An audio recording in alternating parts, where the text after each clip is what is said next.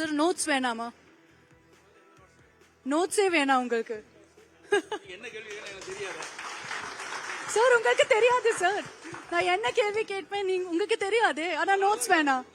இல்ல அவர் நோட்ஸ் எல்லாம் பேசுவார். சரி. திரு எடப்பாடி கே பழனிசாமி அவர்கள், ஐயா நன்றி எங்களுடைய இதுல கலந்து கொண்டதுக்கு. உங்க பிஸி ஸ்கெடியூல் அண்ட் எலெக்ஷனுக்கு நடுவில். ஸோ வணக்கம் சார். ஸோ முதல் கேள்வி, தமிழகத்துடைய தேர்தல் சூழ்நிலை இப்ப எப்படி இருக்கு? தேர்தல் தேதியை அறிவிக்கலையே. தேர்தல் தேதி அறிவிச்ச பிறகுதான் அதனுடைய நிலைமை தெரியும். இருந்தாலும் தற்போது ஒவ்வொரு கட்சியுமே கூட்டணி அமைக்கின்ற பணியில் ஈடுபட்டிருக்காங்க. அனைத்து இந்திய அண்ணா திராவிட முன்னேற்ற கழக தலைமையிலும் தேசிய ஜனநாயக கூட்டணியும் இணைந்து ஒரு மிகப்பெரிய வலிமையான கூட்டணி நாங்கள் அமைச்சிருக்கிறோம். தேர்தலுக்கு நாங்கள் ஏற்கனவே தயாராகிவிட்டோம். ஏற்கனவே நான் கிட்டத்தட்ட 181 தொகுதிக்கு மேலாக எழுச்சி பயணத்தை மேற்கொண்டு மக்களை சந்தித்து தேர்தல் பிரச்சாரத்தை நாங்கள் முடுக்கிவிட்டு விட்டோம். உங்களுடைய பயணத்துல நானும் பங்கு பெற்றோம், அவங்களும் பங்கு பெற்றாங்க. எங்களுக்கு ஞாபகம் இருக்கும்னு நினைக்கிறேன். ரொம்ப கலர்ஃபுல்லா இருந்துச்சு எல்லாமே. மக்களுடைய வரவேற்பு எந்த மாதிரி இருந்தது? அஇஅதிமுக இப்ப வந்து என்டிஏல ஒரு பெரிய பார்ட்னரா திரும்பவும் ஆகியிருக்காங்க. அதையும் நீங்க தான் தலைமை இருக்கிறதா சொல்றாங்க. அதுல ஏதாவது குழப்பம் இருக்கா? குழப்பம் என்ற பேச்சுக்கு இடமில்லை. நீங்களே நேரடியாக வந்து பார்த்துன்னு இங்கேயே சொல்லிட்டீங்க. ஆக அனைத்து இந்திய அண்ணா திராவிட முன்னேற்ற கழக எழுச்சி பயணம் மிக சிறப்பாக எழுச்சியா இருந்தது. மக்களிடத்தில் மிகப்பெரிய வரவேற்பு இருந்தது. நடைபெறுகின்ற சட்டமன்ற பொதுத் தேர்தலில் அனைத்து இந்திய அண்ணா திராவிட முன்னேற்ற கழகம் வெற்றி பெறக்கூடிய சூழ்நிலையை மக்களுடைய முகத்திலிருந்து அவருடைய எழுச்சி பார்க்கப்படுகிறது. சார், ஒரு மாசம் முன்னாடி நீங்க சொன்னீங்க ஆன்டி இன்கம்பன்சி இருக்கு, இப்போ நீங்க சொல்றீங்க ஆன்டி இன்கம்பன்சி இருக்குன்னு. ஆனா கொஞ்சம் டேட்டா கொடுக்குறவங்களுக்கு இன்னைக்கு முதலமைச்சர் கூட மென்ஷன் பண்ணாங்க India today C voter survey. 2 disclaimer கொடுக்குறேன். One, that this is Lok Sabha elections. Lok Sabha elections இன்னைக்கு நடந்துச்சுன்னா தமிழ்நாடுன்னு என்ன ரிசல்ட் இருக்கும்? செகண்ட்லி, சர்வே சாம்பிள் நம்பர் ரொம்ப சின்னது, ஆனா நம்பர்ஸ் கொஞ்சம் பார்க்கலாம். This is the India Today C voter numbers. So we'll just put it on our screens behind as well of what it looked like. Now, if you look at essentially the vote share and the seat share, we'll pull that out one after another so that we can see that. There you have it. 39 parliamentary seats. I'll again highlight that number. It says essentially that for the NDA it will be 1 for the India bloc. Apna Timuka Congress ku 38 irko. I'll get it also as the vote share now. Can we pull up the vote share as well? The next one. 33% for the NDA, 45% for India bloc. Difference இருக்கு sir. அப்படினா இந்த numbers பாத்தீங்கன்னா திமுகக்கு தான் advantage. அதாவது ஒவ்வொரு தேர்தலையும் மக்கள் வந்து வாக்காளர் மாறுபட்ட தீர்ப்பு தான் கொடுத்திருக்காங்க. 2019 திராவிட முன்னேற்ற கழகம் அதிகமான இடங்களில் வெற்றி பெற்றாங்க. 2021 சட்டமன்ற தேர்தலில் எங்களுடைய கூட்டணி 75 இடங்களை பெற்றாங்க, வெற்றி பெற்றோம். ஆக நாடாளுமன்ற தேர்தல் வேறு, சட்டமன்ற தேர்தல் வேறு. சட்டமன்ற தேர்தலில் யார் ஆட்சிக்கு வர வேண்டும், யார் ஆட்சிக்கு வரக்கூடாது என்கின்ற தேர்தல். இந்த தேர்தலை பொறுத்த வரைக்கும் அனைத்து இந்திய அண்ணா திராவிட முன்னேற்ற கழக தலைமையில் அமைக்கப்பட்ட கூட்டணி வெற்றி பெற வேண்டும் என்று மக்கள் முடிவு செய்து விட்டார்கள். அவருடைய கணக்கு அப்படி இருக்கலாம், மக்களுடைய கணக்கு வேறு மாதிரி இருக்குது. மக்களுடைய கணக்கு திராவிட முன்னேற்ற கழக ஆட்சி அகற்றப்பட வேண்டும் என்ற முடிவுக்கு வந்துட்டாங்க. அது இந்த தேர்தலில் பிரதிபலிக்கும். சரி, உங்க கணக்கு என்ன சார்? நம்ம கருத்து நான் ஏற்கனவே சொல்லிட்டேன். அண்ணா திமுக தலைமையில் அமைக்கப்பட்ட கூட்டணி, அண்ணா திமுக தேசிய ஜனநாயக கூட்டணி வலிமையான கூட்டணி அமைச்சிருக்கிறோம். எங்களுடைய கூட்டணி நடைபெற்ற சட்டமன்ற பொதுத் தேர்தலில் 210 இடங்களில் வெற்றி பெறும். அண்ணா திமுக பெரும்பான்மையோட ஆட்சி அமைக்கும். சார், திமுக 200 சொல்லுது, நீங்க 210. திமுக வந்து 200 இடம் தான் சொல்லிச்சு முதல்ல, நீங்க 210. எங்களுடைய கணிப்பு அப்படி இருக்குது, அவருடைய கணிப்பு அப்படி, எங்களுடைய கணிப்பு இப்படி. ஏனென்றால் இந்த 5 ஆண்டு திராவிட முன்னேற்ற கழக ஆட்சியில மக்கள் எந்த நன்மையும் கிடைக்கல. மக்கள் இந்த ஆட்சிக்கு துன்பத்தை தான் அனுபவிச்சிருக்கிறாங்க. அதனால இந்த தேர்தலில் எங்களுக்கு வெற்றி வாய்ப்பு பிரகாசமா இருக்குது. 2 மாசம் இருக்கு சார். 2 மாசம் கூட இல்ல, தேர்தல் 1 மாசம் தான். தேர்தலுக்கு 1 மாசம். இந்த நேர்காணலுக்கு முன்னாடி சில மக்கள்கிட்ட நாங்க பேச போகும்போது அவங்க ரொம்ப ஆசைப்பட்டு கேட்ட ஒரு விஷயம் வந்துட்டு, உங்களுடைய இளமை காலம் பத்தி பல பேருக்கு தெரியாது. சோ உங்களுடைய இளமை காலம் எப்படி இருந்தது, எந்த மாதிரி நீங்க அரசியலுக்கு வந்தீங்க, அதெல்லாம் கொஞ்சம் கேக்குறாங்க. நான் ஒரு விவசாயி. திரு ஸ்டாலின் மாதிரி அவர் அப்பா திமுக தலைவராக இருந்தாரு, முதலமைச்சராக இருந்தாரு. அதனால அவருக்கு விளம்பரம் கிடைச்சது. ஒரு சாதாரண விவசாய குடும்பத்தில் பிறந்தவர். ஒரு கிளைக்கழக செயலாளராக என்னுடைய பணியை துவக்கி படிப்படியா உயர்ந்து இன்றைக்கு அனைத்து இந்திய அண்ணா திராவிட முன்னேற்ற கழகத்துடைய பொதுச் செயலாளராக நான் வந்திருக்கிறேன். என்னுடைய உழைப்பால் நாங்கள் இந்த உயர்வு அடைஞ்சிருக்கிறோம். அதே போல சட்டமன்ற உறுப்பினர், நாடாளுமன்ற உறுப்பினர், அமைச்சர், அதுக்கு பிறகுதான் முதலமைச்சரை மக்கள் அந்த வாய்ப்பை கொடுத்தாங்க. அவர் வந்த பாதை வேற, நான் வந்த பாதை வேற. இந்த அவர் அரசியல் பின்புலம் இருந்தது, எங்களுக்கு எந்த அரசியல் பின்புலமும் இல்லை. அவருக்கு பணபலம், அதிகார பலம், அரசியல் பின்புலம் இருந்து அவர் அந்த பதவியை வைத்தார். 1989 அவரும் எம்எல்ஏ, நானும் முதல் எம்எல்ஏ, 2 பேரும் ஒரே நேரத்தில் தான் எம்எல்ஏ ஆனோம். ஆனா அவர் வந்த வழி வேற, நான் வந்த வழி வேற. இந்த பயணத்துல இப்ப நீங்க இந்த மொத்த பயணத்திலுமே கடைசி ஒரு மாதத்துல மட்டும் சில கடினமான முடிவுகள் எடுக்க நேர்பட்டதா? ஏன்னா முதல்ல சில பேர் கட்சியிலிருந்து நீக்க வேண்டியதாகினாங்க, திருப்பி அவங்கள வேற மூலமா வந்திருக்காங்க. ரீசெண்டா ஜாயின் பண்ணது டிடிவி தினகரன். இப்போ அந்த மாதிரி முடிவுகளை எப்படி எடுக்கிறீங்க? அதாவது இந்தியா முழுவதும் அந்தந்த தேர்தல் வருகின்ற பொழுது அந்த தேர்தலில் வெற்றி பெற வேண்டும் என்ற அடிப்படையில் தான் கூட்டணி அமைப்பாங்க. இன்னைக்கு அதிமுகவில் யாரெல்லாம் எங்களுடைய கூட்டணியில் அங்கம் வைத்தார்களோ அவரெல்லாம் இப்ப திமுகவில் இடம்பெற்றிருக்கிறாங்க. திமுகவில் கூட்டணியில் யாரெல்லாம் இடம்பெற்றிருக்காங்களோ அவரெல்லாம் அதிமுகவில் இடம்பெற்றிருக்கிறாங்க. ஆக தேர்தலிலே வெற்றி பெற வேண்டும் என்ற அடிப்படையில் தான் இன்றைக்கு கூட்டணி அமைக்கப்படுகின்றது. வாக்குகள் சிதறாமல் நிறுத்தப்படுகின்ற வேட்பாளர் வெற்றி பெற வேண்டும், அந்த நோக்கத்தின் அடிப்படையில் தான் கூட்டணி அமைக்கப்படுகின்றது. எல்லா கட்சிகளும் இயல்பா அப்படித்தான் அமைக்கிறாங்க. அந்த அடிப்படையில் தான் அதிமுகவும் கூட்டணி அமைக்கப்பட்டுகின்றது. ஆனா டிடிவி தினகரன், நீங்க ஏன் இப்போ இப்படி இந்த மாதிரி திரும்பி சேர்க்கிறீங்க டிசிஷன் எடுத்தீங்க? நீங்க அப்படி டிடி தினகரன் மட்டும் இல்லைங்க, எல்லா கட்சியும் அப்படித்தான்.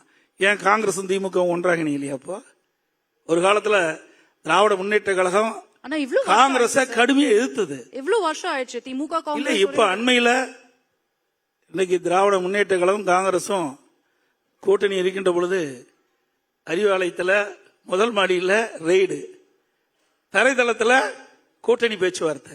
அப்படி இருக்கின்ற கட்சியெல்லாம் கூட்டணி அமைக்கின்ற பொழுது எங்களுக்கும் டிடிவிக்கும் எந்தவித வேறுபாடும் இல்லை, கருத்து வேறுபாடு தான். கருத்து வேறுபாடு களையப்பட்டு விட்டது. இன்றைக்கு ஒன்றாக இணைந்தோம், கூட்டணி அமைக்கப்பட்டு விட்டது, தேர்தலிலே வெற்றி பெறுவோம். அவர் எந்த மாதிரி பலத்தை என்டி கொண்டு வர போறான்னு நீங்க இந்த முடிவு எடுத்தீங்க? எந்த மாதிரி பலத்தை டிடிவி கொண்டு வர போறான்னு நீங்க இந்த ஒரு முடிவு எடுத்தீங்க? ஒவ்வொரு கட்சிக்கும் ஒரு வாக்கு வங்கி உண்டு. அந்த வாக்கு வங்கியின் அடிப்படையில் தான் கூட்டணி அமைக்கிறோம்.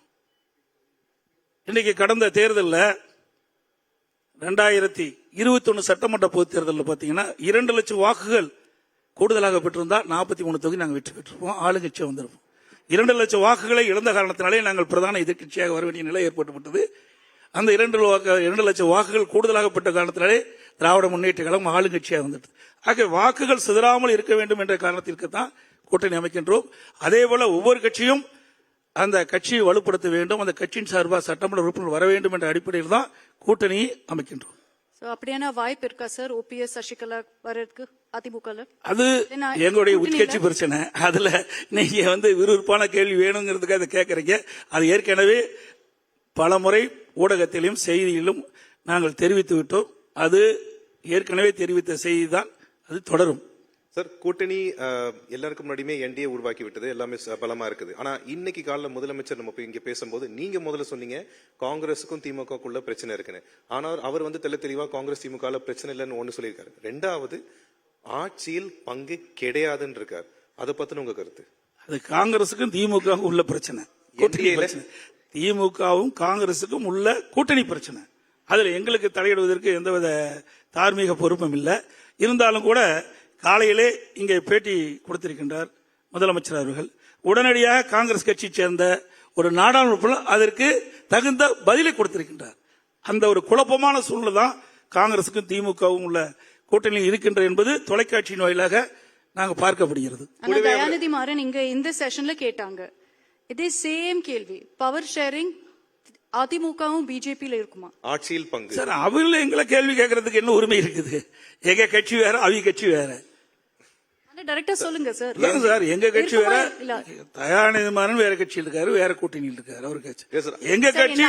எங்க கட்சி கூட்டணி தெளிவாக இருக்குது. ஏற்கனவே நாங்கள் கூட்டணி அமைக்கின்ற பொழுது மாண்புமிகு உள்துறை அமைச்சர் மரியாதைக்குரிய அமித்ஷா அவர்கள் தெளிவுபடுத்தி விட்டார். அனைத்து இந்திய அண்ணா திராவிட முன்னேற்ற கழகம் தேசிய ஜனநாயக கூட்டணி அமைக்கப்பட்டு விட்டது. இந்த கூட்டணிக்கு அனைத்து இந்திய அண்ணா திராவிட முன்னேற்ற கழகம் தலைமை தாங்கும். அனைத்து இந்திய அண்ணா திராவிட முன்னேற்ற கழகம் ஆட்சி அமைக்கும். இதனுடைய எங்க கூட்டணியுடைய முதலமைச்சர் வேட்பாளர் இபிஎஸ் என்று முதற்கட்டமாக தெரிவிக்கப்பட்டு விட்டது. வேண்டுமென்றே திட்டமிட்டு சில பத்திரிகைகள், ஊடகங்களும், சில அரசியல் கட்சி தலைவர்களும் ஏதாவது ஒரு குழப்பத்தை விளைவிக்க வேண்டும் என்று முயற்சிக்கிறாங்க. எந்த குழப்பத்தை விளைவித்தாலும் அந்த முயற்சி எடுபடாது. சார், ஒரு மிகப்பெரிய கேள்வியா தமிழகத்தில் இருக்குது. 1967 இருந்து ஆட்சியில் பங்குன்றது கிடையாது. இப்போ மீண்டும் மீண்டும் திராவிட கட்சிகளான அதிமுக, திமுக தான் ஆட்சிக்கு வந்திருக்கு. இப்போ இப்படி ஒரு கான்செப்ட் தமிழகத்துக்கு தேவையா? வந்தால் மக்கள் ஏற்றுக்கொள்வார்களா? இது காங்கிரசுக்கும் திமுகவும் இருக்கின்ற பிரச்சனை, உங்களுக்கு இல்ல, எங்க கூட்டணிக்கு இல்ல. ஆக அந்த பிரச்சனையை இங்கே கொண்டு இணைத்து பேசுவது பொருத்தமாக இருக்காது. ஆட்சியில் பங்கு பற்றின உங்க கருத்து என்ன? ஆட்சியில் பங்கு பற்றின உங்கள் கருத்து? நான் ஏற்கனவே தெளிவுபடுத்தி விட்டோமே, அனைத்து இந்திய அண்ணா திராவிட முன்னேற்ற கழக கூட்டணி பெரும்பான்மையான இடங்களில் வெற்றி பெறும். அனைத்து இந்திய அண்ணா திராவிட முன்னேற்ற கழகம் தனி பெரும்பான்மையோடு ஆட்சி அமைக்கும். என்டிஏ ஆட்சியில அதிமுக ஆட்சி தாங்க. அனைத்து இந்திய அண்ணா திராவிட முன்னேற்ற கழகம் தேசிய ஜனநாயக கூட்டணி. அந்த கூட்டணி அதிக இடங்களில் வெற்றி பெறும். அதிமுக பெரும்பான்மையான இடங்களில் போட்டியிடும், பெரும்பான்மையான இடங்களில் வெற்றி பெற்று ஆட்சி அமைக்கும். பெருமனதுடன் ஆட்சியில் பங்கு இல்லை என்று ஏற்றுக்கொள்ளலாமா? சார், நீங்க ஒரு குழப்பத்தை கொண்டாந்து வைக்கிறீங்க. கூட்டணிக்குள்ள ஒரு குழப்பத்தை விளைவிக்கலான்னு பாக்குறீங்க. அதெல்லாம் எங்களுக்கு இடம் நாங்க இடம் அளிக்கவில்லை. எங்களுடைய கூட்டணி தெளிவாக இருக்கின்றது. எங்க கூட்டணியில் அங்கம் வைக்கின்ற கட்சிகளும் தெளிவாக இருக்கின்றார்கள். சரி, okay, we'll stop spinning theories now. இந்த முறை சார் தமிழ்நாடுல 3 cornered fight இருக்குமா? தேர்தல் தேதி தேர்தல் ஆணையம் தேர்தல் தேதி அறிவிக்கப்பட்ட பிறகுதான் அது எத்தனை முனை போட்டி என்று தெரிய வரும். புதிதாக வந்துள்ளவர்கள் அவர்கள் தன்னை மிகைப்படுத்தி காட்டிக் கொள்கிறார்களா? புதுசா தேர்ந்தெடுத்த அரசியல் கட்சிகள் ஒரு மாதிரி அவங்க சொன்ன மாதிரி 3 corner fights அப்படின்ற மாதிரிலாம் பாசிபிலிட்டிஸ் இருக்கா?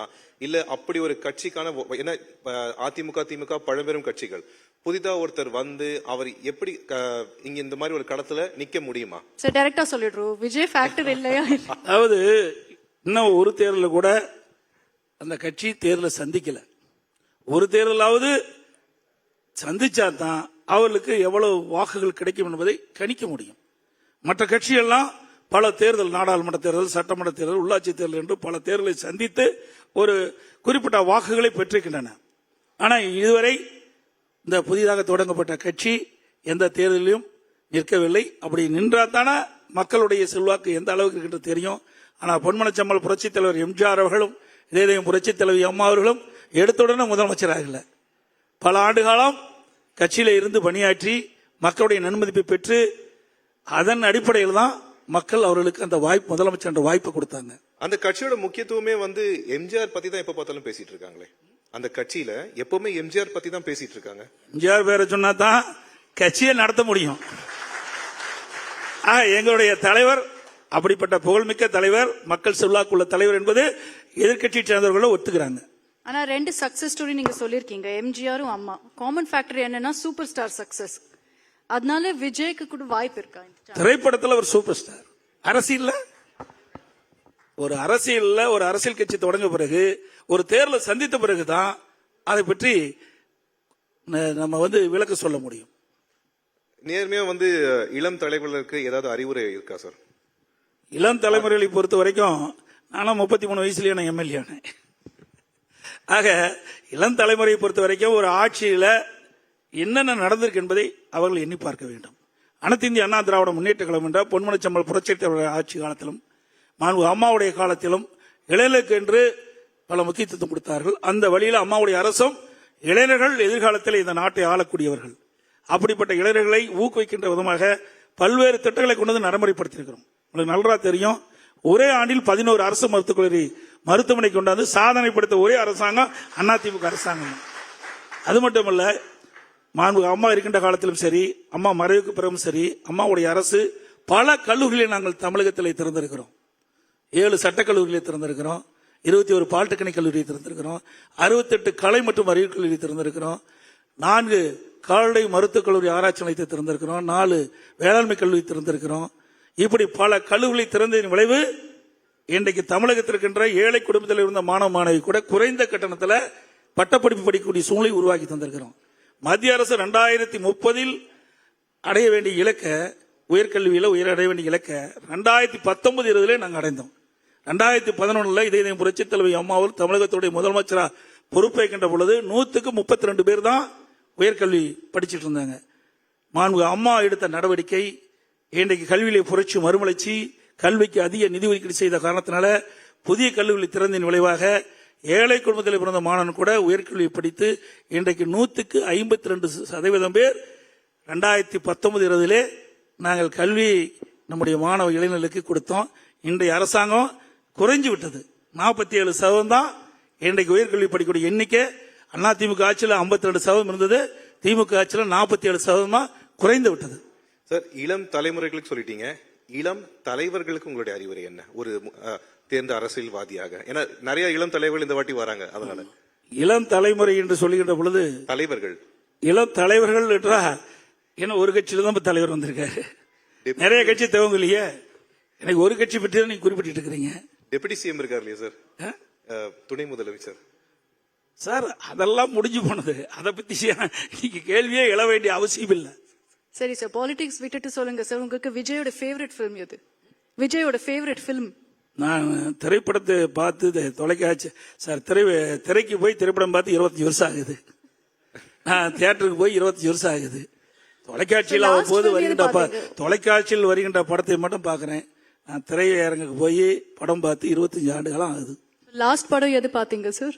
25 ஆண்டுகளும் ஆகுது. I think question should be sir, MGR படங்களிலே உங்களுக்கு மிகவும் பிடித்த படம் எது? நிறைய படங்கள் இருக்குது. அனைத்து படங்களையும் பொன்மனச்சம்மல் புரட்சி தலைவர் எம்ஜிஆர் நடித்த அனைத்து படங்களுமே நாங்கள் விரும்பி பார்ப்போம். அப்பெல்லாம் அதிகமான படங்கள் ரிலீஸ் ஆகுதில்ல, ஒரு வருஷத்துக்கு 2 படம் ஒரு படம் தான் ரிலீஸ் ஆகும். அதே மாத்தி மாத்தி பல தடவை நாங்கள் திரையரங்கு போய் பார்ப்போம். சார், இன்னொரு இந்த கேள்வி கேட்கறதுக்கு மன்னிக்கணும், ஆனா ஒரு கடுமையான விமர்சனம் அதிமுக மேல திமுக வச்சிருக்காது, அந்த கட்சியை அடகு வச்சுட்டாங்கன்ற மாதிரி சொல்லிட்டு இருக்காங்களே, அதுக்கு உங்களுடைய பதில் என்ன? உங்களுக்கே நன்றா தெரியும், திமுக தான் காங்கிரஸ் கிட்ட அடிமையா இருக்குது, அண்ணா திமுக இல்ல. 2024 நாடாளுமன்ற தேர்தலில் நாங்க தனியா தானே நின்னோம். அப்படி அடிமைன்னு நாங்க இருந்திருக்கணும்ல. ஆக திரு ஸ்டாலின் தேடி தேடி பார்க்கிறார், எந்த ஒரு தவறு எங்களால் கண்டுபிடிக்க முடியவில்லை, அதைத்தான் எடுத்துட்டு இருக்காரு. ஒரு ஆட்சியில குறை சொன்னா பரவாயில்ல, ஆனா எப்பொழுது பார்த்தாலும் அண்ணா திமுக பாரதிய ஜனதாவுக்கு அடிமை. எந்த விதத்தில் அடிமை என்று சொல்கிறார்? இன்றைக்கு கூட்டணி அமைச்சா, நாங்க கூட்டணி அமைச்சா அடிமைங்கிறார். இதே திராவிட முன்னேற்ற கழகம் 1999 நாடாளுமன்ற பொதுத் தேர்தலின் போது கூட்டணி அமைச்சு தான் போட்டிக்கிட்டாங்க. அவர்கள் வெற்றி பெற்று மத்தியில் பாரதிய ஜனதா அமைச்சர்கள் இடம்பெற்றிருந்தாங்க. அதோட 2001 சட்டமன்ற தேர்தல் வருகின்ற பொழுதும் திமுக பாரதிய ஜனதா கூட்டணி அமைச்சு தான் போட்டிக்கிட்டாங்க. அவர்கள் கூட்டணி வச்சா நன்றாக இருக்கும், நாங்கள் கூட்டணி வச்சா அடிமை என்று சொல்லுவாங்க. இதுதான் ஸ்டாலின் தெரிஞ்சது, வேற ஒண்ணுமே தெரியாது. அவர் ஒரு பொம்மை முதலமைச்சர், அவருக்கு அவ்வளவுதான் அரசியலுடைய நாணமே. ஆனா சேலஞ்ச் இருக்கா சார்? ஏன்னா ஒரு இமேஜ் இருக்கு, பாஜக ஒரு நார்த் இந்தியன் பார்ட்டி, அவங்க அவுட் சைடர்ஸ்னு, அதனால அதிமுக ஒரு வீக்னஸ் ஆயிருக்கா இந்த கூட்டணி? அப்படியெல்லாம் இந்தியா முழுவதும் ஆளுகின்ற கட்சி பாரதிய ஜனதா கட்சி, இங்க மட்டும் அல்ல, இந்தியா முழுவதும் ஆளுகின்ற கட்சி. இங்க இருக்கின்ற திராவிட முன்னேற்ற கழகம் பாரதிய ஜனதாவை விமர்சனம் செய்வதற்கு இதை ஒரு பொருட்டா எடுத்துட்டு செஞ்சிடும், வேற ஒண்ணும் கிடையாது. வேற என்ன அவர்களால் கூட செய்ய முடியும்? இந்த இம்போசிஷன் சொல்றாங்க அந்த மாதிரி. ஏன் நாங்க அடிமையா இருக்கணும், தொடர்ந்து இருக்கணும். திமுக தான் தொடர்ந்து இருக்குது. திமுக ஒரு காலத்துல காங்கிரஸை கடுமையா எதிர்த்தது, எமர்ஜென்சி கொண்டு வந்தாங்க, மிசா சட்டத்தில் பிடிச்சு போட்டாங்க, நாங்கெல்லாம் பள்ளிக்கும் பாம்புக்கும் இடையில சிறையில இருந்தோம் என்று சொன்னவர்கள் எல்லாம் கூட்டணி அமைச்சு போட்டிடுறாங்க. ஆனா நாங்க கூட்டணி அமைச்சா அடிமை என்று சொல்லிடுறோம். இதுல எந்த விதத்துல சரி? நான் ஏற்கனவே தெரிவித்தவாறு 1999 நாடாளுமன்றத்தில் பாரதிய ஜனதா திமுக கூட்டணி, 2001 சட்டமன்ற பொதுத் தேர்தலில் திமுக பாரதிய ஜனதா கூட்டணி. அப்ப யார் அடிமை என்பது நீங்களே புரிந்து கொள்ளுங்கள். அதோடைய ஒரு தொடர் கேள்வியா ஒண்ணு சார், நீங்க சொன்னீங்க பாரதிய ஜனதா கட்சி இந்தியாவில் பல மாநிலம் ஆளுதுன்னு, தமிழகத்தில் இதுவரை முடியவில்லை, அதற்கு என்ன காரணம்? ஒவ்வொரு கட்சிக்கும் ஒரு செல்வாக்கு இருக்குது, ஒவ்வொரு மாநிலத்திலும் ஒவ்வொரு கட்சிக்கு செல்வாக்கு இருக்குது. அந்த அடிப்படையில் இன்றைக்கு தமிழகத்தில் இன்றைக்கு எங்களுடைய கூட்டணியில் இடம்பெற்றிருக்கிறாங்க. எப்படி காங்கிரஸ் திமுக இடம்பெற்றிருக்குதோ அதுபோல அண்ணா திமுகவில் இன்றைக்கு தேசிய ஜனநாயக கூட்டணியில் பாரதிய ஜனதா இன்றைக்கு இடம்பெற்றிருக்கு. நான் ஒரு எக்ஸாம்பிள் கொடுக்குறேன் சார். இப்போ பட்ஜெட்ல சொன்னாங்க, திமுக சொன்னாங்க பட்ஜெட்ல தமிழ்நாடுக்கு ஒண்ணுமே கிடைக்கல, ஒண்ணுமே கொடுக்கலன்னு. நீங்க என்ன சொல்வீங்க அதுக்கு? திராவிட தேர்தல் டைம்ல எக்ஸ்ட்ரா கொடுப்பாங்க. திராவிட முன்னேற்ற கழகம் மத்தியில 15 ஆண்டு காலம் ஆட்சி அதிகாரத்தில் இருந்தாங்க. 15 ஆண்டு காலம் தமிழகத்தில் இருக்கின்ற அரசியல் கட்சியிலேயே திராவிட முன்னேற்ற கழகம் தான் மத்தியில 15 ஆண்டு காலம் ஆட்சி அதிகாரத்தில் இருந்தாங்க. அப்பொழுது எவ்வளவு நிதி கொண்டாந்தாங்க, என்ன திட்டத்தை கொண்டாந்தாங்க? அவளுக்கு ஆட்சி அதிகாரம் தான் முக்கியமாக தென்பட்டது. நாட்டு மக்களை பற்றி கவலைப்படல. ஆனா வேறொருவர்கள் மத்தியில் ஆட்சிக்கு வந்தா இப்படிப்பட்ட பிரச்சனையை குறிப்பிடுவாங்க. அது மட்டும் இல்ல, மத்திய நிதி அமைச்சர் அவர்களும் மத்திய ரயில்வே துறை அமைச்சரும் தெளிவுபடுத்தி விட்டார்கள். தமிழகத்தில் என்னென்ன திட்டங்கள் கொடுத்தோம், இவ்வளவு நிதி கொடுத்தோம் என்று தெளிவுபடுத்தி விட்டார்கள். அதே காங்கிரஸ் ஆட்சி இருக்கின்ற பொழுது எவ்வளவு நிதி தமிழகத்துக்கு கொடுக்கப்பட்டது என்ற விவரத்தையும் தெரிவித்து விட்டார்கள். அதோட இந்த 10 ஆண்டு சுமார் கிட்டத்தட்ட 12 ஆண்டுகள் மத்தியில் ஆளுகின்ற பாரதிய ஜனதா ஆட்சியில தமிழகத்துக்கு நிறைய திட்டங்கள் கொண்டு வந்திருக்கிறாங்க. இன்றைக்கு மெட்ரோ ரயில் திட்டம் 63,000 கோடி மத்திய உள்துறை அமைச்சர் மரியாதைக்குரிய அமித்ஷா அவர்களை நேரடியாக வந்து அடிக்கல் நாட்டினார். நடந்தாய் வாழி காவிரி திட்டம் 14,000 கோடி கொடுத்திருக்காங்க. நடந்தாய் வாழி காவிரி திட்டம் 14,000 கோடி கொடுத்திருக்காங்க. அதிமுக கொடுக்கப்பட்ட கோரிக்கையை ஏற்று மத்திய அரசு இந்த திட்டத்தை அறிவிச்சது. 2 வருஷமா முடக்கி வச்சிருக்காங்க. 2 விஷயம் சொல்லுவாங்க, கோயம்புத்தூர் மெட்ரோ, மதுரை மெட்ரோ. ஆமா, இவங்க முழுமையான தகவலை கொடுக்கல. விரிவான திட்ட அறிக்கை நாங்கள் தயாரிச்சிட்டு இருந்தோம். ஏற்கனவே கோவை மெட்ரோ ரயில் திட்டத்தை அதிமுக ஆட்சியில் விரிவான திட்ட அறிக்கை தயாரித்துக் கொண்டிருக்கின்ற பொழுது ஆட்சி மாற்றம் வந்தது, திமுக ஆட்சிக்கு வந்தது. அதற்கு உண்டான திட்டத்தை முழுமையாக மத்திய அரசு கொடுக்க வேணும். விரிவான திட்ட அறிக்கை தெளிவாக கொடுக்க வேணும். அதை கொடுக்கல. அதனால அந்த திட்டம் தற்போது ரத்து செய்யப்பட்டிருக்கின்றது. இப்படி இந்த அரசாங்கம் எதுல வருமானம் வருதோ அதுல தான் கவனம் செலுத்துறாங்க. மக்களை பற்றி கவலைப்படல. மக்களை பற்றி கவலைப்பட்டிருந்தால் இந்த திட்டம் வர வேண்டும் என்று சொன்னால் அதை முறையாக மத்திய அரசுக்கு அனுப்பி அனுமதி பெற்றிருக்க வேண்டும். இது அரசாங்கத்துடைய தவறு தான். அது மட்டும் இல்ல, இன்றைக்கு மத்திய அரசாங்கம் துறைமுகம் விரிவாக்கம் நிறைய செஞ்சிருக்கிறாங்க. அதோட விமான நிலைய விரிவாக்கம் திருச்சி, தூத்துக்குடி. அதே போல தேசிய நெடுஞ்சாலை, நிறைய தேசிய நெடுஞ்சாலை விரிவாக்கம் செஞ்சிருக்கிறாங்க. இப்படி பல திட்டத்தை இன்றைக்கு கொண்டு வந்து நிறைவேற்றிருக்காங்க. தமிழகத்தில் புதிய ரயில்கள், வந்தே பாரத் ரயில், பல ரயில்கள் தமிழகத்தில் இயக்கியிருக்கிறாங்க. இப்படி பல திட்டங்களை மத்திய அரசு தமிழ்நாட்டுக்கு கொண்டு வந்திருக்குது. ஆனால் இன்றைய அரசாங்கம் மத்திய அரசோட இணக்கமாக இருந்து இன்றைக்கு 39 நாடாளுமன்ற வெற்றி பெற்றதாக அறிவிக்கிறாங்க. எப்பொழுது பார்த்தாலும் திரு ஸ்டாலின் 100% தமிழகத்திலே எங்களுடைய கூட்டணி வெற்றி பெற்றது நாடாளுமன்றத்தில் சொன்னார். நாடாளுமன்றத்தில் வெற்றி பெற்று நாடாளுமன்றத்தில் பேசி என்ன திட்டத்தை வாங்கி கொடுத்திருக்கிறாங்க. மத்திய அரசோடு இணக்கமாக இருந்து ஓட்டு போட்ட மக்களுக்கு தேவையான திட்டங்களை பெற்று தருவதுதான் அந்த கட்சியினுடைய பணியா இருக்கணும். ஆனா ஓட்டு போட்ட மக்களை மறந்துட்டாங்க. அதனால இந்த தேர்தலில் மக்கள் அந்த கட்சி மறந்துடுவாங்க. அப்ப இந்த தேர்தலில் வந்து பேசும் பொருள் என்ன இருக்க போகுது? மக்களோட ஆட்சி அகற்றப்பட வேண்டும். திமுகவின் குடும்ப ஆட்சியும் வாரிசு அரசியலும் மக்கள் வெறுக்கின்றார்கள். அந்த தேர்தலில் அதை பார்க்க முடியும்.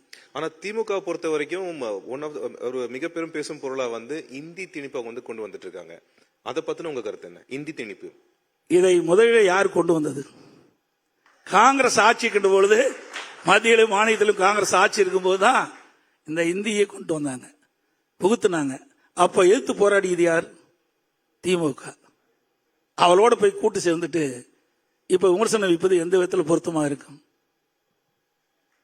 Well, let's also talk about some of the promises that have been made. இப்போ திமுக பெண்களுக்கு 1000 ரூபாய் உதவி பண்ணிருக்காங்க. அதெல்லாம் ஒரு கேம் சேஞ்சர் மாதிரி ப்ராஜெக்ட் பண்ணிருக்காங்க. இதுதான் டிராவிடியன் மாடல் நம்ம இங்க தமிழ்நாடுல இன்ட்ரோடியூஸ் பண்ணிருக்கோம்னு. நீங்க அதை எப்படி கவுண்டர் பண்ணுவீங்க? அவர்கள் வந்து தினம் ஒரு பெயரை வைப்பாங்க, தினம் ஒரு அறிவிப்பு கொடுப்பாங்க. இது மாதிரி பல அறிவிப்புகள் கொடுத்து பல பேரை வச்சு மக்களை ஏமாற்றுகின்ற ஒரு அரசாங்கம் தான் இந்த திமுக அரசாங்கம். அது மட்டும் இல்ல, ஒவ்வொரு திட்டத்தை அறிவிப்பாங்க, ஒரு திட்டத்துக்கு ஒரு குழு போடுவாங்க, அந்த குழு அதோட முடிஞ்சு போயிடும். இதுவரைக்கும் 52 குழு போட்டிருக்கிறாங்க. அந்த குழுவினுடைய பணி என்ன? நான் வெள்ளை அறிக்கை விடுன்னு சொன்னேன், இதுவரைக்கும் பதிலே கிடையாது. மக்களை ஏமாற்றுவதற்காக இந்த அரசாங்கம் போடுகின்ற மிகப்பெரிய நாடகம் தான் இது. ஆனா அது உதவி ரொம்ப ஹெல்ப் ஆயிருக்கு. ஒண்ணுமே கிடையாது. என்ன ஹெல்ப்? மக்களுக்கு எதுவுமே கிடையாதுங்க. மக்களுக்கு என்ன கிடைக்குது? ஊழல். இந்த ஆட்சியில கமிஷன், கலெக்ஷன், கரப்ஷன், இதுதான் பார்க்க முடியுது. வேற எதையுமே பார்க்க முடியும். என்ன விலைவாசி குறைச்சாங்களா? சட்ட ஒழுங்கை காப்பாற்றப்பட்டதா? இன்னைக்கு போதைப் பொருள் நிறைந்த மாநிலமா தமிழ்நாடு காட்சி அளிச்சுட்டு இருக்குது. அதை கட்டுப்படுத்த முடிஞ்சுதா? எதுவுமே செய்ய முடியலையே. ஒரு திறமையற்ற முதலமைச்சராக தானே பார்க்கப்படுகிறது. ஒரு நாடு வளர வேண்டும், ஒரு மாநிலம் வளர வேண்டும் என்றால் ஒரு சட்ட ஒழுங்கு சிறப்பாக இருக்கும் தான் அந்த மாநிலம் வளர்ச்சி பெற முடியும். ஆனால் தமிழகம் இன்றைக்கு அது மோசமான நிலைக்கு இந்த ஆட்சியில் பார்க்கப்படுகிறது. புதிதாக உருவாக்கி உள்ள ஒரு கட்சியுடைய ஒரு பேக் போனா அவங்க என்னது பண்றாங்கன்னா டேட்டா பாயிண்ட்ஸ் ஒன்று கொண்டு வராங்க. இப்போ நாங்க காட்டும் போது உங்களுக்கு வந்து இருந்த ஓட் பெர்சன்டேஜ் காட்டணும். அவங்க வந்து நீங்க 210 சீட்ஸ் வின் பண்ணுவீங்கன்னு சொல்லிருக்கீங்க. அவங்க இன்னமும் ஆல்ரெடி உங்ககிட்ட 20% இருக்குன்ற மாதிரி சொல்றாங்க. அதிமுகக்கு என்ன பெர்சன்டேஜ் இருக்கு, எது வந்து பக்கபலமா இருக்க போகுது? ஒவ்வொரு தேர்தலிலும் வாங்குகின்ற வாக்கு தான் அதுக்கு அடிப்படை. இன்னும் புதிய கட்சியெல்லாம் தேர்தலே சந்திக்கலையே. அவர்கள் யூகத்தின் அடிப்படையில் சொல்கின்ற கருத்துக்கெல்லாம் நாங்கள் எப்படி பதில் சொல்ல முடியும்? அதிமுக கடந்த தேர்தலில் ஒரு 3% வாக்கு வித்தியாசத்தில் வெற்றி வாய்ப்பு இழந்தோம். அது எப்படின்னா வாக்கு சதவீதங்கிறது வேற.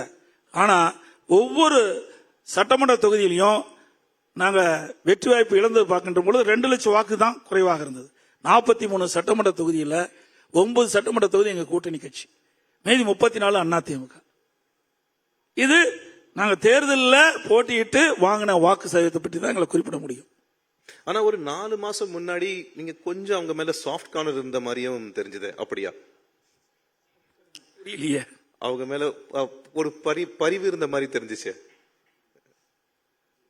அந்த புது கட்சியோட மேல வந்து ஒரு சின்ன அப்படி ஒண்ணும் கிடையாதுங்க. அதாவது சொல்லுங்க விஜய். அதாவது ஒரு கட்சி ஒரு பிரச்சனையை சந்திக்குது, நம் நடுநிலையோட நாங்க பாக்குறோம்.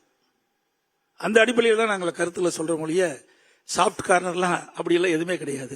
போட்டின்னு வந்தா அதை வெல்லுவதுதான் இயல்பு. இது அரசியல் நீதியா தான், தனிப்பட்ட முறையில் எதுவுமே கிடையாது.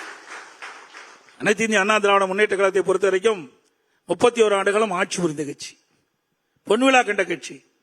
இந்த கட்சியால் இந்தியாவிலேயே தமிழகம் தலை நிமிர்ந்து நிற்கின்றது என்று சொன்னால் அது அனைத்து இந்திய அண்ணா திராவிட முன்னேற்ற கழக ஆட்சியில் கொண்டு வரப்பட்ட திட்டங்கள் செய்த சாதனை.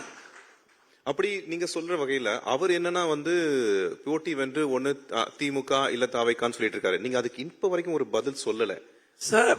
நாங்க ஒரு பொருட்டாவே பார்க்கலையே, அதுக்கு எதுக்கு பதில் சொல்ல வேணும்? களத்தில் இறங்கின்ற பொழுது யார் பலசாலி என்பது எங்களுக்கு தெரியும், யாரை வீழ்த்த வேண்டும் என்பது எங்களுக்கு தெரியும், அரசியல் வியூகம் எங்களுக்கு நன்றாக தெரியும். அதன் அடிப்படையில் மற்றவர்களை பற்றி பேசுவது பொருத்தமாக இருக்காது. பணிவு. நீங்க கமிஷன் கரப்ஷன் சொன்னீங்க. One of the issues the AIDMK is constantly raised is of corruption. ஆனா திமுக என்ன சொல்றாங்கன்னா அதிமுக லீடர்ஸ் மேல அக்யூசேஷன்ஸ் இருக்கு. சோ அதுக்கு உங்க பதில் என்ன? அதாவது வேணுமெனே திட்டமிட்டு ஒரு பொய்யான வழக்கை போட்டு அவர்கள் ஒரு நாடகத்தை அரங்கேற்றிருந்தார்கள். இப்பொழுது அதையெல்லாம் பேசல. அண்மையில் உங்களுக்கு நன்றாக தெரியும், இன்றைக்கு அமலாக்கத்துறை, இன்றைக்கு நகராட்சி நிர்வாகம் பல முறைகேடு நடைபெற்றதாக, அதே போல குடிநீர் வழங்கல் துறையில் பணியாள் நியமிப்பதில் பல்வேறு முறைகள் நடைபெற்றதாக அமலாக்கத்துறை ஆதாரத்தோடு இன்றைக்கு மாநில காவல்துறைக்கு 2 அறிக்கை அனுப்பப்பட்டது. அந்த அறிக்கையின் அடிப்படையில் இதுவரைக்கும் எந்த நடவடிக்கை எடுக்கல. ஆனா திமுக கூட பாத்தீங்கன்னா கன்விக்ஷன் ஒண்ணுமே ஆகல.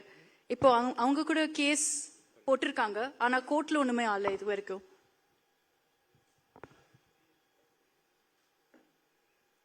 நீதிமன்றத்தில் இன்னும் வழக்கு வரல. இந்த வழக்கு வந்தா தானே அது தெரியும். ஏன்னா அனைத்து இந்திய அண்ணா திராவிட முன்னேற்ற கழகத்தில் திடீர்னு FIR போடுறாங்க, இரவோட FIR போடுறாங்க. ஆனா ஆதாரத்தோட அமலாக்கத்துறை கண்டுபிடித்து ஆதாரத்தோட காவல்துறை தலைமை காவல்துறைக்கு அனுப்பப்பட்டா அதை பெற்று அதை விசாரித்து FIR போட மறுக்கிறாங்க. அதோட மர்மம் என்னன்னு தெரியல. NDA உடைய தலைவர் நீங்க தான், தமிழ்நாட்டுக்கு முதலமைச்சர் வேட்பாளர் நீங்க தான். ஒரு கேள்வி இப்ப என்ன எழுப்பப்படுதுன்னா அமித்ஷாவோட ரோல் என்னவா இருக்கும் இந்த தேர்தலில்? சார் அவர்கள் தேர்தல் பிரச்சாரம் செய்ய வர்றாரு. இன்றைக்கு பாரத பிரதமர் அவர்கள் முதல் கட்டமா வந்துட்டாங்க. இன்னும் பல மத்திய அமைச்சர்கள் தமிழகத்துக்கு NDA எங்களுடைய அதிமுக தேசிய ஜனநாயக கூட்டணி வேட்பாளர் வெற்றுவதற்கு முழு மூச்சாக பாடுபடுவார்கள். சார் இப்போ ஒரு போட்டோ காமிப்போம். And this is a photo of EPS ஐயா வித் அம்மா ஜெயலலிதாவோட. சார் ஒரே ஒரு போட்டோ இருக்கு சார். நான் எவ்வளவு கூகுள் பண்ணேன், ஒரே ஒரு போட்டோ இது மட்டும் இருந்துச்சு. சொல்லுங்க சார், உங்க எக்ஸ்பீரியன்ஸ் எப்படி இருந்துச்சு? அம்மாவோட ரொம்ப ஸ்ட்ரிக்டா இருந்தாங்களா? ஏன்னா அதான் இமேஜ், எல்லாருக்கும் அதான் இமேஜ், அம்மா ரொம்ப ஸ்ட்ரிக்டா இருந்தாங்க. மாண்புமிகு அம்மா அவர்கள் நல்ல குணம் படைத்தவர்கள், சிறப்பா செயல்படணும்னு எண்ணக்கூடியவர்கள். சிறப்பா செயல்பட்டா கட்சியில உயர்ந்த பதவி கிடைக்கும், நல்ல இலாக்கா கிடைக்கும். நான் சிறப்பான முறையிலே பணியாற்றிய காரணத்தினால் எனக்கு பல பொறுப்புகளை கொடுத்தார்கள். எனக்கு அமைப்பு செயலாளர் கொடுத்தாங்க, கொள்கை பிரிவு செயலாளர் கொடுத்தாங்க, கடைசியா தலைமை நிலைச் செயலாளர் இருந்தேன். பிறகு நான் முதலாக 2011 மாண்பு அம்மாவுடைய அமைச்சரவையில் நெடுஞ்சாலைத்துறை அமைச்சராக இருந்தேன். சிறப்பான முறையில் பணியாற்றி கூடுதலா பொதுப்பணித்துறை அமைச்சர் கொடுத்தாங்க. ஆகவே நான் இது மாண்பு அம்மா அவர்களிலிருந்து நான் பிறந்த நாள் இருக்கின்ற பொழுது ஆசி பெறுகின்ற பொழுது இந்த எடுத்த போட்டோ. எந்த வருஷம் இது? சரியா ஞாபகம் இல்ல. ஆனா இது டெல்லியில எப்பவுமே கேட்பாங்க எனக்கு, இபிஎஸ்னா எடப்பாடி எங்க நின்று வந்துச்சு உங்க பேரு? மாண்பு அம்மா அவர்கள் எனக்கு என்னுடைய பெயருக்கு முன்னால் எடப்பாடி என்று எழுத வேண்டும் என்று தெரிவித்தார்கள். அவருடைய ஆணைக்கு இணங்க நான் என்னுடைய பெயருக்கு முன்னால் எடப்பாடி என்று வைத்துக் கொண்டேன். ஆணாக வைக்கவில்லை. மாண்பு அம்மாவில் விரும்பினார்கள். எடப்பாடி பழனிசாமி என்று நீங்கள் போட்டுக் கொள்ளுங்கள், உடைய அடையாளம் உங்கள் ஊரை காட்டுங்கள் சொன்னார்கள். அதன் அடிப்படையில் நான் எடப்பாடி பழனிசாமி என்று அதிலிருந்து தொடர்ந்து நான் கடைபிடித்து வருகிறேன். அவருடைய மறைவுக்கு அப்புறம் இந்த கட்சியில ஏற்பட்ட சிக்கல்களை உங்களுக்கு சமாளிக்க என்ன மாதிரி பிரச்சனைகளை நீங்க சந்திச்சீங்க? கடுமையான பிரச்சனை தான், சாதாரண பிரச்சனை இல்ல. உங்க ஊடக நம்பர்களும் பத்திரிகை நம்பர்களும் வாட்டி வளைச்சிட்டாங்களே. எங்களுக்கு மக்கள் ஆதரவு இருக்குது, கட்சி நிர்வாகிகள் ஆதரவு இருக்குது. ஆனா ஊடக நம்பர்களும் பத்திரிகை நம்பர்களும் போதிய ஆதரவு தெரிவிக்கவில்லை. திமுக கொடுக்கின்ற ஆதரவு எங்களுக்கு கொடுக்கப்பட்டிருந்தால் இந்த பிரச்சனைகள்லாம் எளிதாக முடிச்சிருப்போம். இருந்தாலும் எங்களுடைய கட்சி நிர்வாகிகள், தொண்டர்கள், மூத்த தலைமை கழக நிர்வாகிகள், பொதுமக்களுடைய துணை கொண்டு நாங்கள் பொன்மனச்செம்மல் புரட்சி தலைவர் எம்ஜிஆர் தோற்றுவித்த இயக்கம், அம்மா கட்டிக்காத்த இயக்கத்தை வலிமையோடு தமிழகத்தில் இருக்குது. அதுல பெருந்தலைவர்கள் சிலர் இப்போ திமுக போய் இணைந்திருக்காங்க, சிலர் வேறு கட்சியில போய் இருந்திருக்காங்க. அதை பத்தின உங்க கருத்து? சில தலைவர்கள் சில மாற்று கட்சியில போய் சேர்ந்ததெல்லாம் இது சுதந்திரம், இது ஜனநாயக நாடு. யார் வேணாலும் எந்த கட்சிக்கு வேணாலும் போகலாம், யாரையும் தடுக்க முடியாது. அது அவருடைய உரிமை. சார், அம்மா பத்தி பேசணும். ஆனா இன்னொரு கேள்வி எல்லாரும் கேட்பாங்க, உங்க பொலிட்டிக்கல் ஜேர்னி நீங்க எப்போ அரசியல்ல என்டர் பண்ணீங்க, எப்படி ஆச்சுன்னு? யாரு இன்ஸ்பயர் பண்ணாங்க உங்களுக்கு? புரட்சி தலைவர் எம்ஜிஆரா இல்ல? பொன்மனச்செம்மல் புரட்சி தலைவர் எம்ஜிஆருடைய ரசிகன் நான். 1974 ஆண்டு நான் இயக்கத்தில் இணைந்தேன். அப்பொழுது நான் கல்லூரியிலே படிச்சுட்டு இருந்தேன். அப்பொழுதுதான் முதல்ல என்னுடைய சிலுவம்பாளையத்தில் கிளைக்கழக செயலாளராக என்னுடைய கட்சி பணியை துவக்கினேன். பிறகு ஒன்றியம், ஒரு மாவட்டம், ஒரு மாநிலம் என்று படிப்படியாக உழைத்து இந்த நிலைக்கு வந்திருக்கின்றேன். அப்போ நினைச்சீங்க ஒரு நாள் முதலமைச்சர் இருப்பேன், ஒரு நாள் நிச்சயமா நினைக்கவில்லை.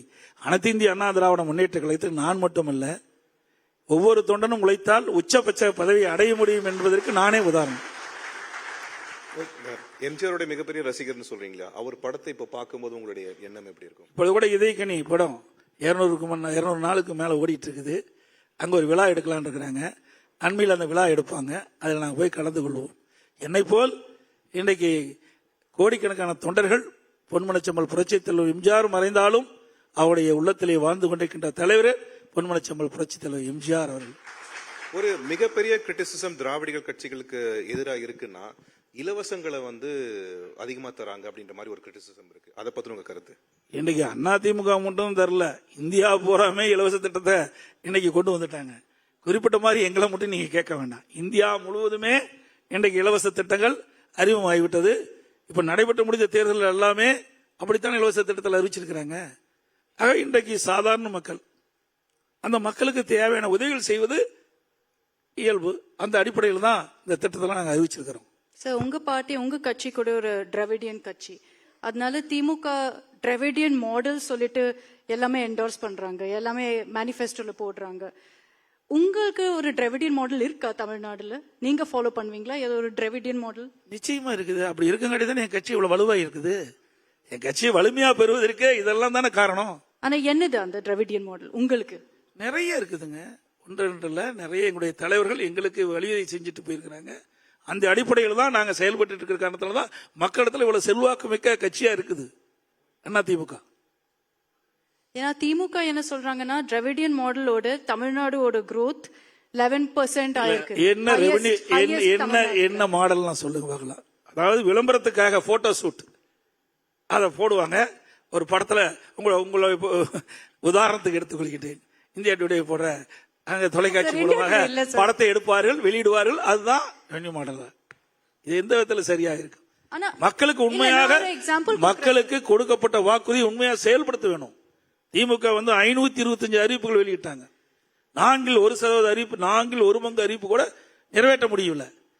கொடுக்கப்பட்ட வாக்குறுதி நிறைவேற்றலையே. இன்னைக்கு உதாரணத்துக்கு இளைஞர்கள் வங்கியில் வாங்கிய கல்வி கடன் ரத்துனாங்க. இது வரைக்கும் அதை பத்தி பேசவே இல்லை. மாதந்தோற கேஸ் சிலிண்டருக்கு 100 ரூபாய் மானியம் கொடுக்குறாங்க, அதுவும் நிறைவேற்றல. பெட்ரோல் டீசல் விலை குறைக்கிறாங்க, பெட்ரோல் மட்டும் கொஞ்சம் குறைச்சிட்டு அப்படியே விட்டுட்டாங்க. அதே மாதிரி 100 நாள் வேலை திட்டத்தை 150 நாள் உயர்த்தினாங்க, அதுவும் உயர்த்தல. இன்னும் பல அறிவிப்புகள் நிறைவேற்றப்படவே இல்லை. ஆனா நாங்க சட்டமன்றத்திலையும் பேசணும், வெளியில் அறிக்கை வாயிலும் வெளியிட்டோம். திராவிட முன்னேற்ற கழகம் 2021 சட்டமன்ற பொதுத் தேர்தலில் அறிவிக்கப்பட்ட அறிவிப்புகள் எத்தனை நிறைவேற்றப்பட்டிருக்கின்ற வெள்ளை அறிக்கை வெளியிட வேண்டும் என்று கோரிக்கை வச்சோம். அதற்கும் பதில் இல்லை. ஆனா 11% growth இருக்கு தமிழ்நாடுல. அதான் டிராவிடியன் மாடல்னு சொல்றாங்க. இல்ல, growth கிடையாதுங்க. இந்த ஆட்சி வந்த பிறகு சார் இன்வெஸ்ட்மென்ட் வந்திருக்கு இல்ல? இன்வெஸ்ட்மென்ட் கூட வந்திருக்கு. இன்வெஸ்ட்மென்ட் எங்க வந்திருக்குது? நாம தான் சொல்றோம், எங்க எத்தனை வந்திருக்குது? மத்திய அரசாங்கம் சுமார் 26,000 கோடி தான் இதுவரை தமிழகத்தில் முதலீடு செஞ்சிருக்கேன் புள்ளி விவரத்தோட கொடுத்திருக்காங்க. அனைத்து இந்திய அண்ணா திராவிட முன்னேற்ற கழகம் மாண்புமிகு அம்மா இருக்கின்ற பொழுது 2015ஆம் ஆண்டு தொழில் முதலீட்டு மாநாட்டை நடத்தி சுமார் 2,42,000 கோடி தொழில் முதலீட்டு ஈர்த்தாங்க. 74 புரிந்துணர்வு ஒப்பந்தம் போட்டாங்க. அதுதான் இப்பொழுது நடைமுறைக்கு வந்துகிட்டு இருக்குது. அதனாலதான் தமிழகத்தில் படித்த இளைஞர்களுக்கு அதிக வேலைவாய்ப்பு கிடைக்குது. அதே வழியில் வந்த அம்மாவுடைய அரசாங்கம் இன்றைக்கு 2019 ஜனவரி மாதம் தொழில் முதலீட்டாளர் மாநாட்டை சென்னையில் நடத்தி சுமார் 3,05,000 கோடி தொழில் முதலீட்டு ஈர்த்து 304 புரிந்துணர்வு ஒப்பந்தம் போட்டோம். அதெல்லாம் நடைமுறைக்கு வந்தாச்சு. இன்னும் திமுக ஆட்சியில் அண்மையில் முதலமைச்சர் திரு ஸ்டாலின் அவர்கள் ஜெர்மன் நாட்டுக்கு போகும்போது விமான நிலையத்தில் ஒரு பேட்டி கொடுக்கிறார் பத்திரிகைக்கு, ஊடகத்துக்கு. அப்பொழுது சொல்லுகிறார், 922 புரிந்துணர்வு ஒப்பந்தங்கள் போடப்பட்டதாகவும் 10,62,000 கோடி தொழில் முதலீட்டு ஈர்க்கப்பட்டதாகவும் இதெல்லாம் வருகின்ற பொழுது 32 லட்சம் பேருக்கு வேலை கிடைக்கும் என்று கூறிவிட்டு 77% புரிந்துணர்வு ஒப்பந்தங்கள் நிறைவேற்றப்பட்டதா சொன்னார். அத்தனை பச்சை போய் 77% புரிந்துணர்வு ஒப்பந்தங்கள் நடைமுறைக்கு வந்திருந்தா பல லட்சம் பேருக்கு வேலை கிடைச்சிருக்கும். அப்படி தமிழ்நாட்டில் எதுவுமே வரலீங்களே. ஒரு சில திட்டங்கள் தான் வந்திருக்குது. அதிமுக ஆட்சியில் கொண்டு வரப்பட்ட திட்டத்தை ஸ்டிக்கர் ஒட்டி இன்றைக்கு முதலமைச்சர் திறந்து வச்சிட்டு இருக்காரு. அப்படின்னா தமிழ்நாடு இப்போ நம்பர் 1 ஸ்டேட்டா சொல்லிட்டு இருக்காங்க. அது எப்படி ஆயிடுச்சு? இந்த கடன் வாங்குவதில் நம்பர் 1 ஸ்டேட். கடன் வாங்குவதில் இந்தியாவிலேயே கடன் வாங்குவதில் முதல் மாநிலம் தமிழ்நாடு. அந்த பெருமை உரியவர் இன்றைய முதலமைச்சர் ஸ்டாலின் அவர்கள். 73 ஆண்டு காலம் தமிழகத்திலே பல்வேறு கட்சிகள் ஆண்டிருக்கிறார். 2021 வரை வாங்கிய கடன் 5,18,000 கோடி. கொரோனா காலத்தில் 1 ரூபாய் வருவாய் வருமானம் கூட கிடையாது, 1 ரூபாய் வரி வருமானம் கிடையாது. அப்ப கூட நாங்க சிறப்பான ஆட்சி கொடுத்தோம். விலைவாசி உயர்ல, சட்ட ஒழுங்கு பாதுகாக்கப்பட்டது. அந்த காலகட்டத்தில் கூட இன்றைக்கு சரியான நிர்வாக திறமையின் காரணமாக விலை மதிக்க முடியாத உயிர்களை அதிமுக அரசு காப்பாற்றியது. அப்படிப்பட்ட நிலைமை இந்த ஆட்சிக்கு வரல.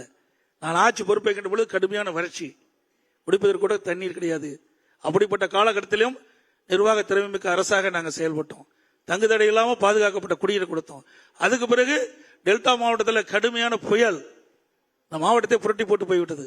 அந்த புயல் அடிச்சூடு இல்லாம நிவாரண பணியை மேற்கொண்டு மக்களுக்கு தேவையான உதவிகளை செஞ்சோம். அதுக்கு பிறகு கொரோனா, 1 ஆண்டுகள் எந்த வருமானமும் கிடையாது. அப்படிப்பட்ட பால காலகட்டத்தில் கூட சிறப்பான ஆட்சி கொடுத்த அரசாங்கம் அம்மாவுடைய அரசாங்கம். அப்படி திமுக ஆட்சிக்கு எதுவுமே இல்லையே. அப்படிப்பட்ட சூழ்நிலையும் வரலீங்களே. ஆனா கடன் அதிகமா வாங்குறாங்க, திட்டங்கள் எதுவுமே வரல. அவங்க சொல்றாங்க இன்வெஸ்ட்மெண்ட் வருது, growth 11%ல இருக்கு, சக்சஸ் ஸ்டோரி டிராவிடியன் மாடல்னு. கடன் எவ்வளவு வாங்கியிருக்காங்க? ஒரே 5 ஆண்டில் 5 லட்சம் கோடி கடன். ஒரே ஆண்டில் 5 ஆண்டில் 5 லட்சம் கடன் வாங்கிய ஒரே மாநிலம் தமிழ்நாடு தான். கடன் வாங்கி திட்டத்தை நிறைவேற்றுவது பெரிய காரியம் அல்ல. யார் வேணாலும் முதலமைச்சரான கடன் வாங்கி செய்யலாம். ஆனா நிதி ஆதாரத்தை பெருக்கி திட்டங்களை கொண்டு வந்து மக்களுக்கு தேவையான உதவிகளை செய்வதுதான் சிறந்த அரசுக்கு அடையாளம். ஆனா இந்த ஆட்சியில் அப்படி பார்க்க முடியல.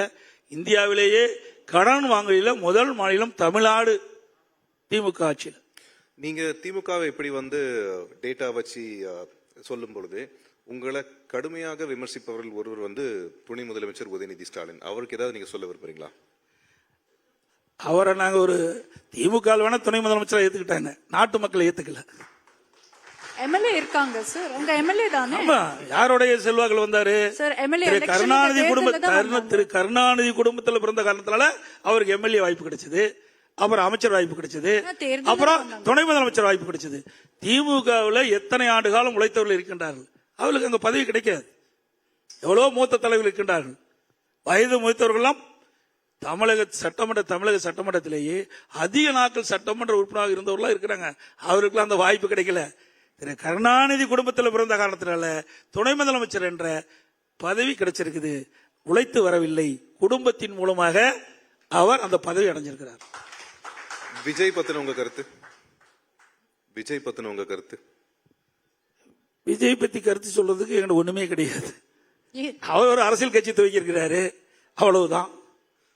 ஒரு திரைப்பட நடிகர். ஒரு ஆல் தி பெஸ்ட் சொல்லிடுங்க சார். ஒரு ஆல் தி பெஸ்ட் சொல்லிடுங்க சார். அவ்வளவுதான். எப்படி சொல்ல முடியும்? இன்னைக்கு போட்டிக்கு வந்த பிறகு எப்படி சொல்ல முடியும்? அரசியல் ரீதியா போட்டிக்கு வந்த பிறகு நாங்க எப்படி அதை சொல்ல முடியும்? தேர்தலில் சந்திப்போம். I've got Rajdeep also with me here. Rajdeep, I'm just going to quickly take this across to you. I know you have a couple of questions. Pramod will translate. Rajdeep, go ahead. Thank you very much, Mr. Palaniswamy, for being here. We had MK Stalin, where you are. I often ask this to political leaders because someone told me this election is between who do you want as chief minister, MK Stalin or Palaniswamy. Are you open to a public debate between you and MK Stalin, anchored by Akshita and Pramod Madhav? Are you open to it? India Today is ready to host it. Are you ready to have the debate? இந்த தேர்தலில் வந்து யார் முதலமைச்சர் பற்றி தான் அப்படி வந்து Edappadi K Palaniswami versus Stalin போது ஒரு பொது விவாதத்துக்கு நீங்க தயாரான்னு கேட்கணும். நிச்சயமாக நான் பலமுறை சவால் விட்டுட்டேன், அதுக்கு அவர் வரவே இல்லையே. எங்களை பற்றி பல அவதூறு பிரச்சாரத்தை செய்து வந்தார். நான் தெரிவித்தேன், திரு ஸ்டாலின் அவர்கள் எப்பொழுது எங்கே கூப்பிட்டாலும் நான் வர தயார். ஒரே மேடையில் சந்திக்கலாம். அதிமுக ஆட்சியில் கொண்டு வரப்பட்ட திட்டங்கள், செய்த சாதனைகள் நாங்கள் சொல்கிறோம். திராவிட முன்னேற்ற கழக ஆட்சியில் என்ன திட்டத்தை கொண்டு வந்தாங்க, என்ன சாதனை செஞ்சாங்கன்னு சொன்னா சரியா இருக்கும் நான் சொன்னேன். பல சவால், பல கூட்டத்தில் பேசிட்டு இது வரைக்கும் அவர்கள் அதுக்கு பதிலே கிடையாது. One last question, sir. MK Stalin also pointed out that he is building Dravidian 2.0 model, 11.6% growth rate, highest in the country. That's the reason why he believes the DMK will return. What would you say when he says, look, we have the highest growth rate in the country today? வளர்ச்சி percentage 11% மேல இருக்கு, இதனால நாங்க Dravidian 2.0 model ஆட்சி திருப்பி கொண்டு வருவோம் அப்படின்னு சிஎம் சொல்றாப்ல. அதாவது கடன் வாங்கி அதன் மூலமாக வளர்ச்சி திட்டத்தை பார்க்கிறது அவ்வளவு பொருத்தமா இருக்காது. ஒரு அரசாங்கம் மக்களை காக்க வேண்டும். அதோடு ஒரு நாட்டுடைய வளர்ச்சியை பொறுத்த வரைக்கும் நிதி மிக முக்கியம். அந்த நிதி சரியாக இருந்தால்தான் அந்த அரசு சரியான பாதையிலே செல்ல முடியும்.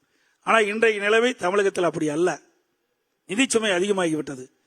குரோத்தை பத்தி சொன்னீங்க. அதிமுக ஆட்சியிலையும் குரோத் நாங்க பெற்றிருக்கிறோம்.